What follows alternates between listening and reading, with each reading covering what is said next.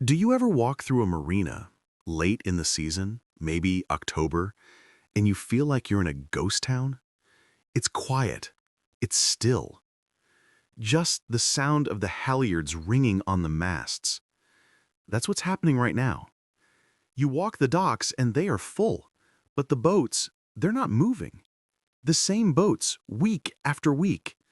You see the for sale signs, the phone numbers bleached and fading in the sun. This isn't a ghost town of empty slips, it's a ghost ship marina. It's full of boats that are just sitting. You see a good one, a classic 1980s fiberglass hull, a well-kept 90s cruiser. The price looks fair, but that sign has been there since April. And you have to ask yourself, why aren't good boats selling anymore?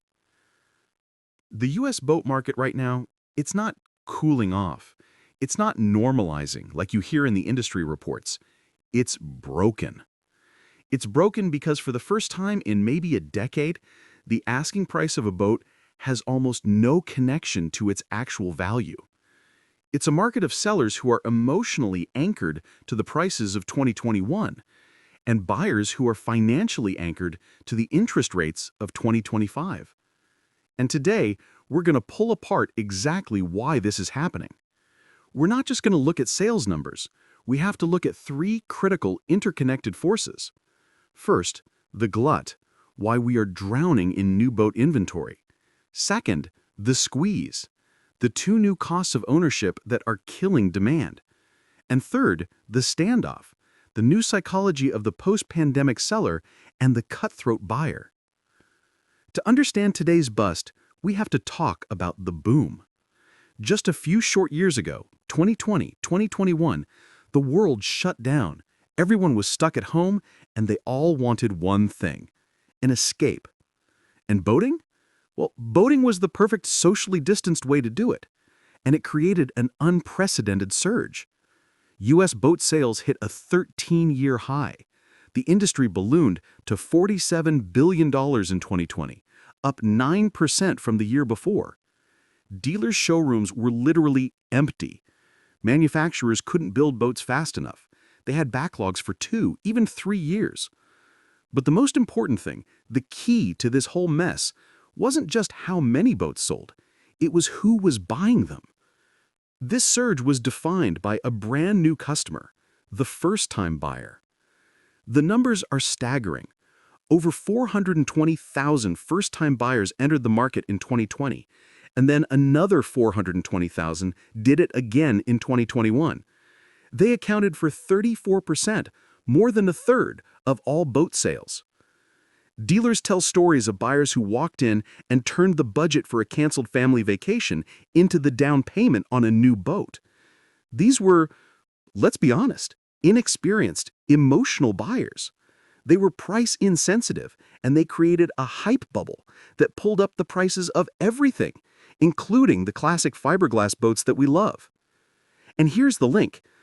The 420,000 newbies from 2021, they're the exact same people now wanting out from under their purchases in 2025. They've had 3 years of slip fees and insurance hikes and maintenance bills. The dream is over. And they are now flooding the used market, our market, with these COVID-era boats. The boom didn't just precede the bust, it caused it. Fast forward to today, the party is over. The data isn't just soft, it's a multi-quarter decline. Let's look at the dashboard. As of mid-2025, new powerboat retail sales are down. Figures vary by report, but they're down somewhere between 8.9 and 9.7% year over year. That's a huge drop. But new boats are only part of the story. In the pre-owned market, where most of us live, there were 858,000 used boats sold in 2024. But the volume, the number of sales, is falling sharply. And the boats that are listed are just sitting. On average, a boat is lingering 30 to 45 days longer on the market than this time last year. Think about that. That's an entire month of extra slip fees, extra insurance, extra time, just waiting. And if you're a sailboat owner on the West Coast, It's even worse. One brokerage report I saw shows the average time to sell a sailboat is now 172 days. And the average discount from the original asking price? It's over 7.26%. That means buyers aren't just looking, they are negotiating and they are winning. And if you look at what's collapsing, it's a perfect mirror of the boom. The party boats are getting hit the hardest. The latest NMMA data shows pontoons are down 10.9%, jet boats down 14.4%, wake sport boats down 9.9%. These are the exact gateway boats that first-time buyers were snapping up in 2021. But here's the strangest part, the part that proves the market is broken, not just slow. Tucked into that same report, it says yachts, the big, expensive ones, were the only segment to post growth, up 1.8%. Luxury buyers are still engaged. So this isn't a simple recession where everyone stops spending. It's a tale of two markets. If you're selling a 100-foot super yacht, you're fine. If you're selling a 25-foot cruiser, you're in trouble.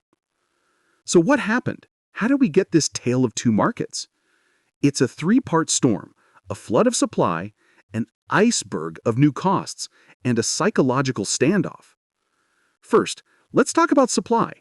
To put it simply, we are swimming in boats. Remember when manufacturers couldn't build boats fast enough? Well, they did what any business would do. They ramped up production. They invested in new plants. They hired new workers. And they didn't stop until it was too late. Now in 2025, major players like Brunswick and Malibu are releasing earnings reports, and they're all admitting to industry-wide retail softness. They're talking about managing dealer inventory. That's corporate speak for our dealers are completely overstocked, and we are slamming the brakes on production. And this right here is the private seller's nightmare. This is the critical problem for us. To clear all this new, unsold 2024 and 2025 inventory, manufacturers are offering massive clear the lots incentives. And I'm not talking about a free set of fenders. I'm talking about serious money. Boston Whaler is offering up to $10,000 off a new Dauntless. Robalo is offering up to $45,000 in savings and 4.99% APR. Malibu is offering 4.99%. Yamaha is offering 6.99%. Now ask yourself, how can a private seller with a used 2021 boat compete with that? You can't. Your 3-year-old boat is competing head-to-head with a brand-new 0-hour boat that comes with a full factory warranty and a 4.99% loan. You are uncompetitive before you even post the ad. So that's the supply side. Now let's look at the demand. Where did all the buyers go? They vanished, but not because they don't love boats. They vanished because they no longer can afford the total cost of ownership. First, the iceberg, financing. This is the killer. In 2021, money was free. You could get a boat loan for 2%, maybe 3%. Today, in 2025, well, the Federal Reserve has changed the game. A good boat loan rate is now somewhere between 7 and 10%. Yes, you see some credit unions advertising 5.74% or 6.74%, but for the average buyer, the rate is high. Let's do the pragmatic math. Let's say you're looking at a $50,000 boat, a nice used cruiser. You take out a 10-year loan. In 2021 at 3%, your payment is about $483 a month. Not bad. Today, at 8.5%, that same loan on that same boat, your payment is now $620. That is an extra $137 every single month. That's $1,644 a year. That's your winterization. That's your new canvas. That's your entire maintenance budget eaten by the bank before you've even launched the boat. But the loan, that's just the first hit. The second hit is the crippling inflation of everything else. I call it the squeeze. The total cost of ownership has exploded. First, insurance. It's skyrocketing. In coastal states like Florida, it's a full-blown crisis. We're seeing 5 to 10% premium increases on everything from fuel spill liability to uninsured boater coverage. Then your slip fees, a major recurring monthly expense that has jumped right alongside inflation. And finally, maintenance. The old 10% rule, where you budget 10% of the boat's value for annual upkeep, that rule is dead. With inflation on parts, on fiberglass, on labor, it's 15, maybe 20% if you're lucky. And this is the squeeze. The first-time buyers of 2021, they're the ones getting crushed. They bought a payment, they didn't budget for the ownership, and now they're facing a total cost that has doubled. They aren't selling because they want a new boat. They're selling because they can't afford the one they have. So you have a flood of supply and you have a collapse in demand. And that creates the third problem, the psychological standoff. The market is frozen. On one side, you have the seller. This is the person who bought in 2021. They are anchored to that high price. They saw their neighbors sell a 20-year-old boat for a 30% profit. They still think it's 2021. They read the forums and they see people complaining about unrealistic expectations. They are stuck with their boat. They know the value has dropped, but they can't emotionally or financially accept it. And on the other side, you have today's buyer. This buyer is the exact opposite of the 2021 buyer. They are not emotional. They are not in a hurry. They are cautious. They are better informed. They're what one report called more tech-savvy and more self-directed. They've done the research. They smell blood. They know the seller is desperate. They know the dealer is offering huge rebates. So what do? They take their time. They don't make an offer. And this is the real reason good boats don't sell. It's the standoff. I read a forum post the other day that summed it up perfectly. A guy wrote, "Finally got it listed. It's been crickets ever since. No insulting lowball offers, literally nothing." That's the 2025 market. It's not a negotiation. It's a silent. The buyers, they're not even engaging. They're just saving the listing and waiting for the seller to crack, waiting for the seller to face reality and slash the price. And this broken market, this standoff, it looks different depending on where you are. This isn't a one-size-fits-all problem. Take Florida. It's still the biggest market by a mile, $6.4 billion in sales. But it's also the epicenter of the insurance crisis. It doesn't matter what you pay for the boat. It's about what you pay for the policy. We're seeing reports of abandoned, uninsured boats rising in South Florida marinas. Not because they're bad boats, but because the carrying cost is just too high. Then you go to the Great Lakes. This is now a clear buyer's market. A boat in Michigan has a very short season. The COVID-era purchases, the ones bought in a panic, are hitting this market hard. The value proposition just isn't there when your slip fees and insurance run for 12 months, but your boating season only runs for 4. The West Coast, especially for sailboats, is brutal for sellers. I found a brokerage report specifically on the West Coast sailboat market, and it's not just a feeling, the data proves it. The average time to sell a sailboat there is now 172 days. And the average discount from the original asking price? It's over 7.26%.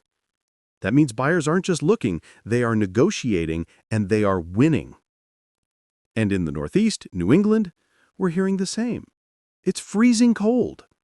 The only boats that are moving are the ones priced for an immediate quick sale. Look, I'm not just looking at data on a screen. I'm living this. I'm watching my friends go through it. I have a friend, a meticulous owner, a classic 80s fiberglass boat, a truly good boat, one I've personally been on, I've helped him work on. He listed it in April, expecting that spring rush. He got 2 inquiries. One was a lowball that was frankly insulting. The other asked if he, the seller, would personally finance it.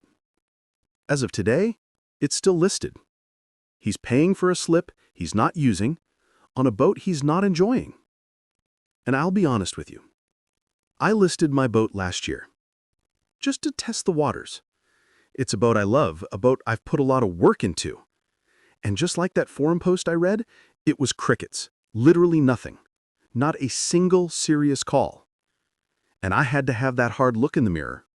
I had to be honest with myself. I was one of them. I was a seller still thinking it was 2021. I realized I was paying for a slip I wasn't using, on a boat I was treating like an asset on a balance sheet, instead of a boat. So I did what a lot of us are doing. I pulled the listing. I decided to keep the boat. I decided to use it. And that leads us to the most important question of all. If you're a seller in this broken market, what do you do? As I see it, if you're a seller in this broken market, you have three options. And only one of them is selling. First, you can still sell your boat. This is the realist's path. But you must accept reality today. You are in a buyer's market. Your 2021 price is a fantasy. You have to take a big loss. You have to have high-quality photos and detailed, honest descriptions.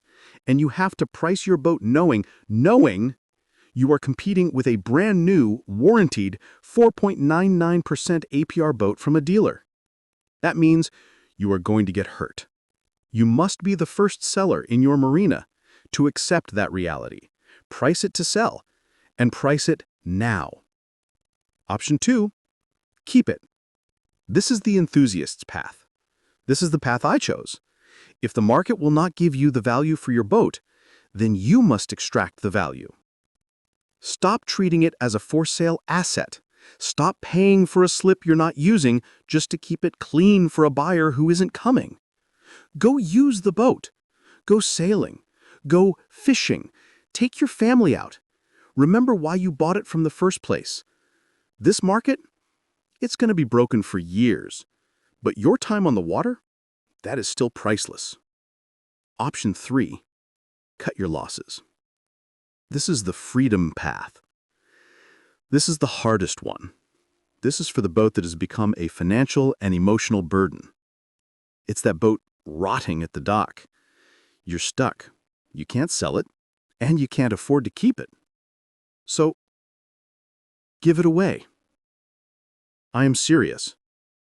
Donate it. The tax laws are very specific. If you donate your boat to a qualified 501c3 organization, one that will actually use the boat, for example, a university sailing program or a boating safety foundation, you can often deduct the full fair market value as determined by a qualified appraiser. Now, do the math. That West Coast seller losing 7.26% after 172 days, plus a 10% broker's fee? That might be a worse financial outcome than the tax benefit from a donation. It's not failure. It's freedom. It's a pragmatic financial exit from a boat that is sinking you. So, is the boat market broken? Yes. It's broken because the economics that held it together for a decade, cheap money, high demand, and predictable ownership costs, are gone. The old rules no longer apply. The only people who are going to get through this are the realists, the pragmatists, the people who value the boating more than the asset.